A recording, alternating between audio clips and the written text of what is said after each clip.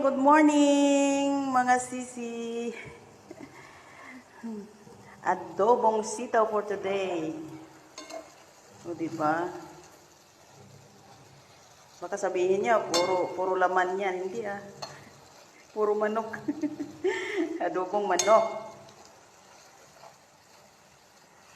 Marami pa yung manok, yung sahog, isa sa sinahugan. Oh. Sa amin, ulam namin, adobong sitaw. Sa kanila, gagawa ng biryani rice. Manok pa lang yan. Oh, ha? Parang nabuhayan kami ng dugo ngayon kasi mayroong mga gulay-gulay na pang Pilipino. Thank you for watching.